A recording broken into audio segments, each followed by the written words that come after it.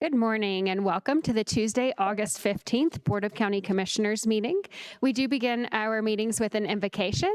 If you would like to join us, please do so. Today we have Lieutenant Andrew Sherrod from Fort Carson to lead us.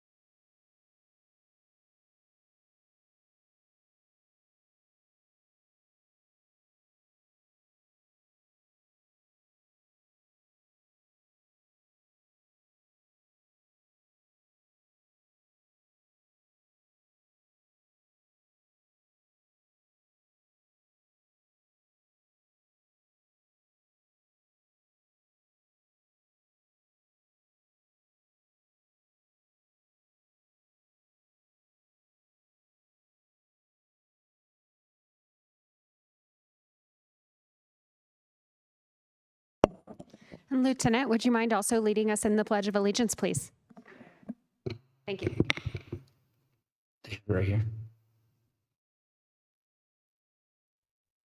I pledge allegiance to the flag, the United States of America, and to the republic for which it stands, one nation, under God, indivisible, with liberty and justice for all. Thank you so much for being here with us today. Item number 3. Item number 3 is staff emergency items, and I'm unaware of any staff emergency items today. Item number 4. Item number 4 is changes, postponements, and notice of the next meeting. I'm unaware of any changes or postponements to today's agenda, and the next meeting will be August 22nd at 9:00 a.m. And before we move on to item number 5, we need to excuse Commissioner Williams. Can I have a motion? I'll make a motion to excuse Commissioner Williams.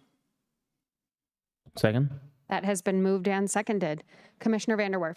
Aye. Commissioner Gonzalez. Aye. Commissioner Geithner. Aye. And the chair votes aye. Commissioner Williams is excused 4-0. That brings us to item number 5. Item number 5 is the consent calendar consisting of items 5A through 5Y. Are there any comments from commissioners regarding any consent calendar items? Are there any members of the public wishing to speak on any item on the consent calendar? And none online? Okay. With that, is there a motion?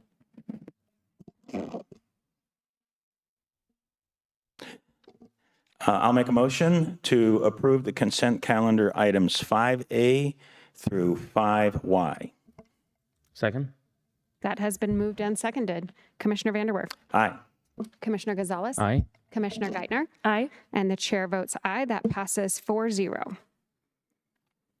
Item number 6. Item number 6 is comments by elected officials and commissioner liaison reports. Commissioner Vanderwerf, are you ready this morning? Yes, I am. Thank you, Madam Chair. So I just want to talk briefly about some things that happened since our last meeting, and then some agenda items that I'll be going to. First of all, last week, Wednesday, PPACG Board of Directors, there was a somewhat contentious item on the agenda, and that was regarding the Seven Falls restaurant and the sewage treatment system that they have there. But in the end, that was voted 12-2 in favor. with some requests that the engineering and Broadmoor team do provide to PPACG what their hazmat plan is regarding safety for the neighbors in the region. And then also have asked the Broadmoor, and the Broadmoor has agreed to do this, is to split where the trucks go that are carrying the sewage out of the area. Instead of just all down one road, that they would actually kind of divide the driving of that truck into different streets going in and out. So that was part of a deal that was made. I can tell you that I appreciated very much our employee appreciation picnic last week at CSC.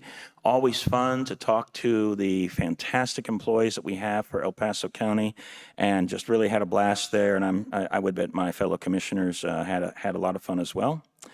And then the ComCore tour, or actually I should say Embrave tour now. Many of us went on that yesterday, and it was nice to see what they're doing to try to help people reintegrate back into society, having been addicted to drugs or alcohol or having other kinds of incarceration problems. And it was just wonderful to see a nonprofit doing great work in the community. I'm sure my fellow commissioners will talk a little bit more about that as well. We have a redistricting meeting, of course, later today. And I do have a State Board of Health meeting tomorrow at 10 a.m. And I do plan on going to the Pikes Peak United Way lunch. I think that's 11:30 on Thursday. I think is when it starts. And I think that's all I have for today. Thank you very much. Thank you, Commissioner. Commissioner Gonzalez. Thank you, Madam Chair. I too will be going to the United Way lunch fundraiser this Thursday as well.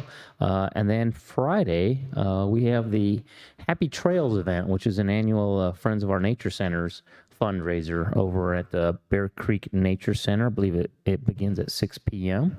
So a great opportunity for public to come out and support, help raise some funds for our nature centers and our future nature center over at Fox Run. The two existing ones are Bear Creek Nature Center and Fountain Creek Nature Center. And over the next couple of years, we'll be joining that with the Fox Run Nature Center up north. So looking forward to people coming out. It's going to be enjoying some barbecue for the fundraiser. So looking forward to that. Thank you. Commissioner Geithner. Good morning. So quite a few things going on. We did participate in the Embrave tour yesterday, which is a great opportunity to see that nonprofit who was contracted, and that is a program. I'm the liaison to the Community Corrections Board, which is the board who makes the hard decisions on who is prepared and would be a good fit for that program. As a matter of fact, we have a Community Corrections Board meeting tomorrow. In addition to that, I also have a Library District meeting and a Fair Advisory meeting. Thursday, I am sad to say I will have to end up missing that lunch with the United Way, because I'm going to be in Denver for the entire day to testify on Regulation 28. Thought that would be Wednesday, and now it is going to be Thursday, and I'm keeping Friday open too, just in case, because so many of those opportunities to testify, as you all well know, are very fluid. And so my entire day will be consumed with being in Denver for that, to talk about the impacts of some legislation and the rulemaking process that's going on with that would require the county potentially and other buildings that are over 50,000 square feet to go to electric heating. It would be incredibly detrimental, because quite frankly, it's very expensive to do that, and the cost is astronomical. I think we're at about $18 million is the estimate if we had to do that here, as well as the disruption to the work cycle of the county. And quite frankly, CSU would have to be looking at upgrades to the grid, because we just don't have the power capacity to be able to do that. So it's a very detrimental thing that we are looking at and being faced with. So I'll be up there testifying on that. We'll see if they are willing to hear us on these impacts. Other than that, I also have COG on Monday, and also the final meeting, I believe, of the ESA. The ESA has served a very valuable purpose for ambulance services for quite some time, but as our community has grown, we have many fire departments who have taken that on as their own responsibility, including Falcon, where we now have our own ambulances, so that the needs of our community have changed. And I applaud the folks who have all been involved, that rather than just have a continuing service or board, we've actually reevaluated and said, is this still a need for our community? And because of those changes, that is actually going to be a board that is stood down. And so this will be our last meeting. Really grateful for all of the people who have served on that in that capacity. But that will be our final meeting.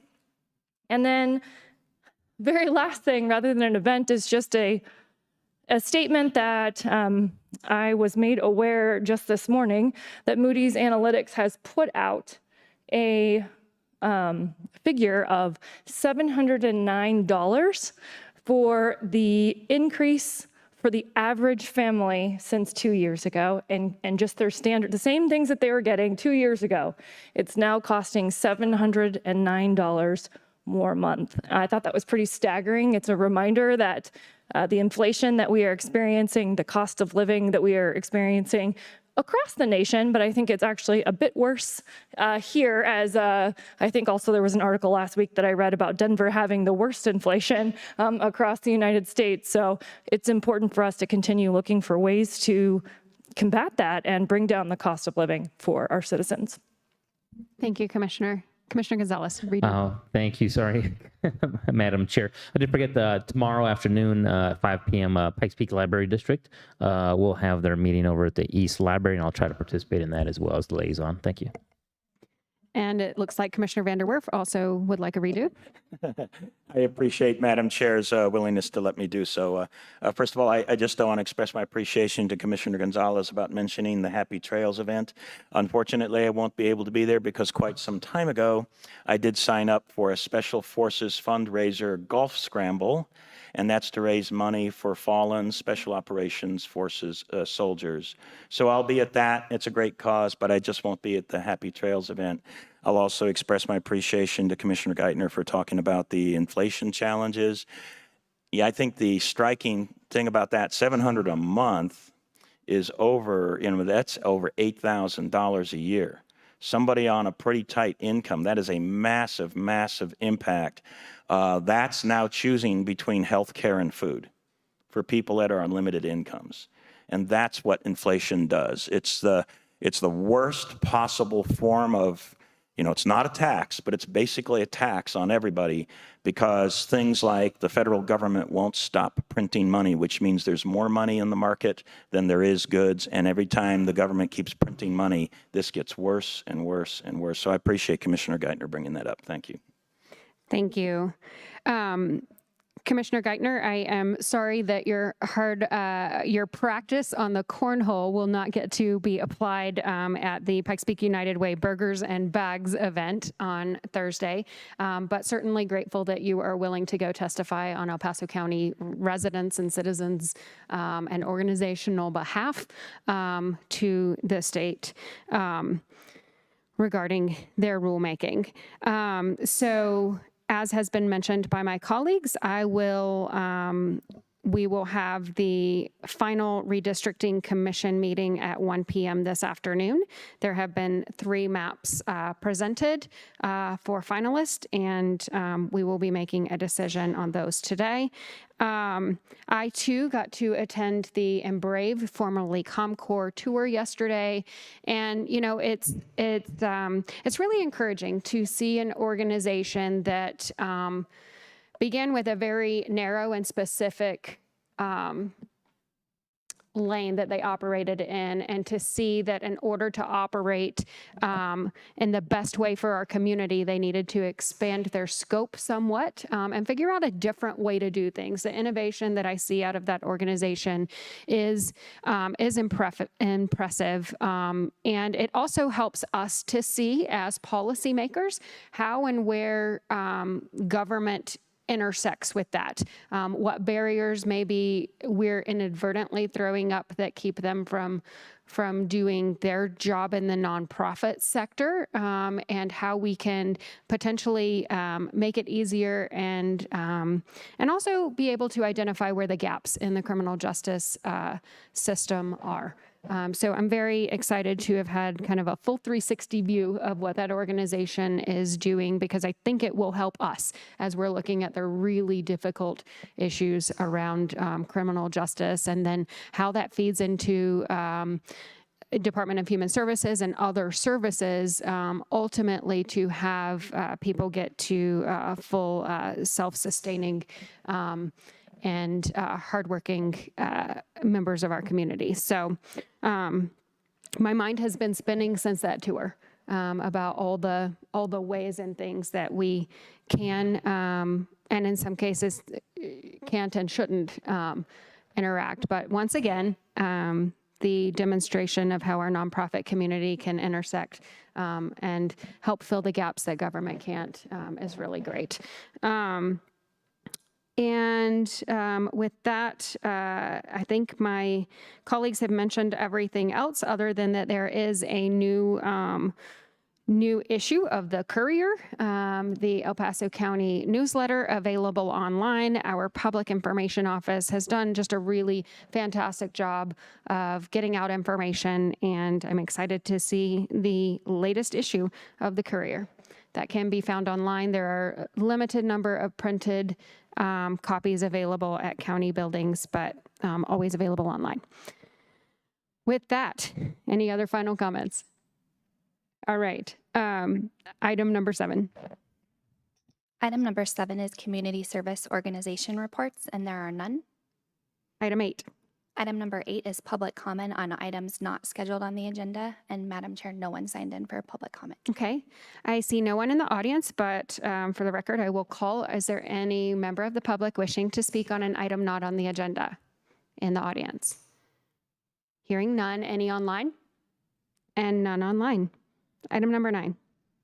Item number 9 is the called up consent calendar, and there are no items called up. Item 10. Item number 10 is department and committee reports, non-action items, and there are none. Item 11. Item number 11 is the addendum, and there are no addendums today. Item number 12. Item 12 is executive session, as there is no request for executive session. Thank you very much. We are adjourned.